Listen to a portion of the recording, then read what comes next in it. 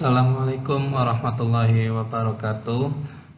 Perkenalkan, nama saya Muhammad Labib Habibi dari Unit Kerja SMP Negeri 1 Arjawinangun akan mempresentasikan laporan orientasi pengenalan nilai dan etika instansi pemerintah bagi pegawai pemerintah dengan perjanjian kerja pada SMP Negeri 1 Arjawinangun, Kabupaten Cirebon.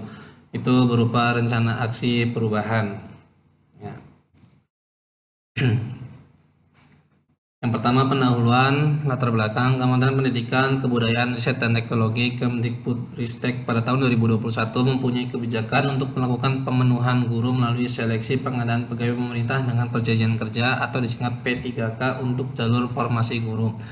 Pasal 7 Peraturan Pemerintah Nomor 49 Tahun 2018 tentang manajemen pegawai pemerintah dengan perjanjian kerja menjelaskan bahwa pengadaan calon pegawai pemerintah dengan perjanjian kerja merupakan kegiatan untuk memenuhi kebutuhan pada instansi pemerintah. Pengadaan tersebut dilakukan melalui tahapan, yaitu perencanaan, pengumuman lowongan, pelamaran, seleksi, pengumuman hasil, dan pengangkatan menjadi P3K. Kemudian maksud dan tujuannya itu berdasarkan latar belakang dari rumusan masalah yang telah dikemukakan, maka tujuan penelitian ini yaitu yang pertama untuk mengetahui tentang pelaksanaan pengadaan pegawai pemerintah dengan perjanjian kerja di Kabupaten Cirebon setelah berlakunya Undang-Undang Nomor 5 Tahun 2014 tentang ASN. Kemudian yang kedua, untuk mengetahui faktor penghambat pelaksanaan pengadaan pegawai pemerintah dengan perjanjian kerja di Kabupaten Cirebon setelah berlakunya Undang-Undang Nomor 5 Tahun 2014 tentang ASN. Kemudian yang ketiga, peserta mampu memahami program orientasi dan mengenal nilai dan etika instansi pemerintah. Dan yang keempat, peserta mampu mengaktualisasikan nilai-nilai dasar ASN berakhlak. Kemudian untuk waktu dan tempat sesuai jadwal kegiatan orientasi P3K yang akan dilaksanakan dari tanggal 13 sampai tanggal 30 November 2023 di SMA Negeri 1 Arjawinangun dengan melakukan kegiatan Google Classroom dan Google Meet. Nah, untuk pendahuluan seperti itu. Kemudian ini adalah visi dan misi Kabupaten Cirebon. Yang pertama, visi dari Kabupaten Cirebon yaitu terwujudnya Kabupaten Cirebon yang berbudaya, sejahtera, agamis, maju, dan aman. Untuk misinya yaitu yang pertama, mewujudkan masyarakat Kabupaten Cirebon yang menjunjung tinggi dan melestarikan nilai-nilai budaya, tradisi, dan adat istiadat. Yang kedua, meningkatnya kualitas hidup masyarakat melalui pemenuhan kebutuhan dasar masyarakat, peningkatan kualitas pendidikan dan pelatihan, kesehatan, dan ekonomi. Kemudian yang ketiga, meningkatnya kualitas kehidupan masyarakat Kabupaten Cirebon yang senantiasa menerapkan nilai agama, budi pekerti, santun, dan beretika. Kemudian yang keempat, meningkatnya produktivitas masyarakat untuk lebih maju dan unggul sehingga menambah daya saing di pasar internasional, nasional, dan regional yang didukung oleh peningkatan kapasitas aparatur pemerintah daerah. Kemudian yang kelima, memelihara keamanan dan ketertiban umum untuk mewujudkan kondusivitas daerah guna mendukung terciptanya stabilitas nasional. Itu adalah visi dan misi dari Kabupaten Cirebon.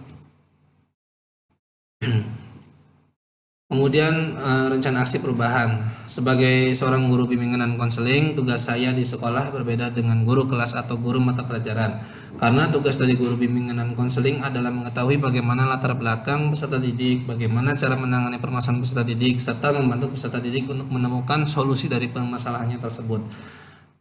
Saya kebetulan menjadi guru bimbingan konseling di SMA Negeri 1 Arjawinangun.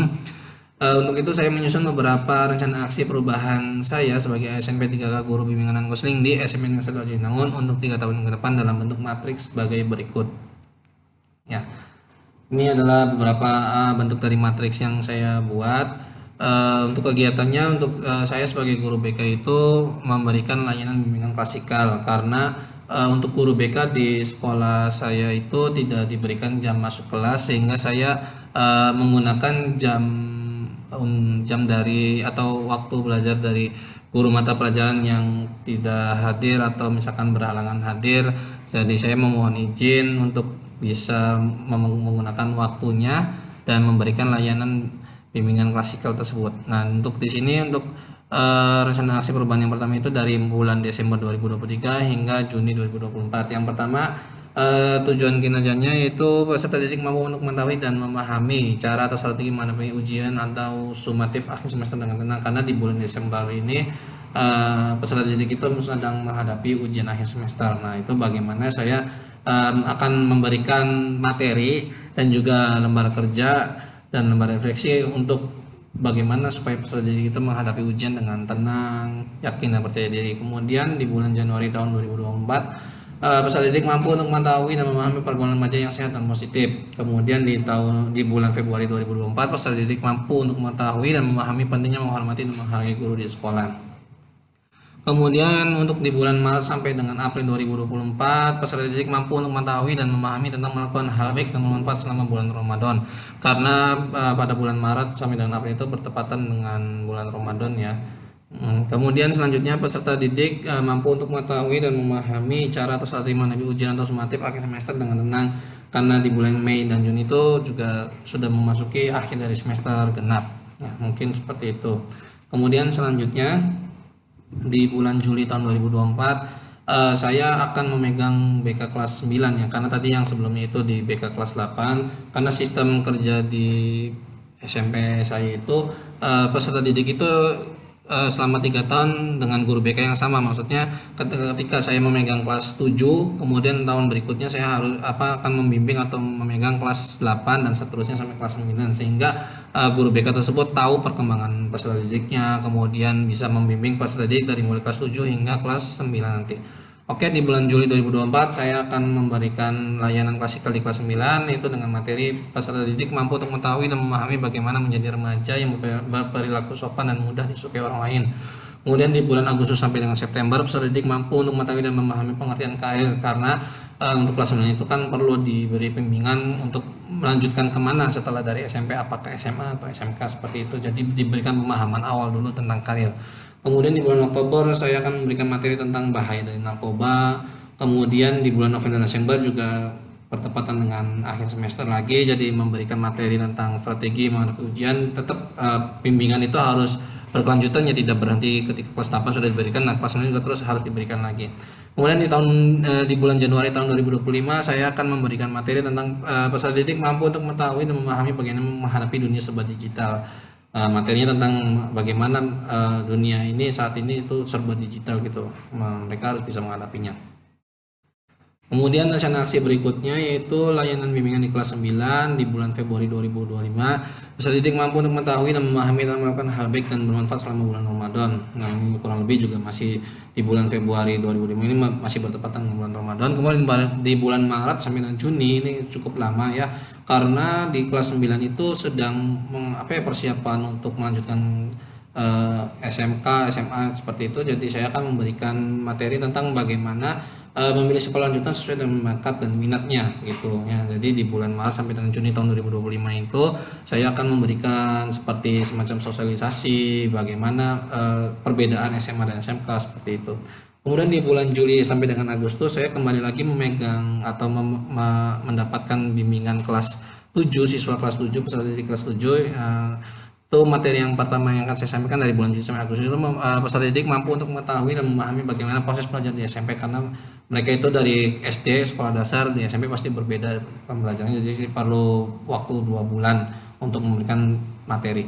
Kemudian di bulan September sampai Oktober juga masih berkaitan dengan bagaimana belajar di SMP, tapi ini lebih kepada bagaimana menghadapi kesulitan belajar di SMP seperti itu. Kemudian di bulan November dan Desember itu sama bulan dimana pekan akhir semester ya, atau sumatif akhir semester itu bagaimana cara menghadapi strategi menghadapi ujian atau sumatif dengan tenang. Kemudian selanjutnya di bulan Januari tahun 2026 saya masih memegang kelas 7, itu tentang bagaimana peserta didik mampu mengetahui dan memahami perbedaan peran laki-laki dan perempuan. Kemudian di bulan Februari 2026 kurang lebihnya ini masih ada bulan Ramadan ya, tentang bagaimana mengisi hal baik selama bulan Ramadan. Kemudian di bulan Maret 2026 bagaimana peserta didik itu mampu mengetahui dan memahami untuk menghargai perbedaan antar teman di kelas. Nah, pastinya di kelas itu ada perbedaan suku, agama, ras, itu bagaimana peserta didik kelas 7 itu bisa harus memahami dan menerima gitu perbedaan di kelasnya, jangan menjadikan pembedaan itu sebagai yang kurang baik gitu ya.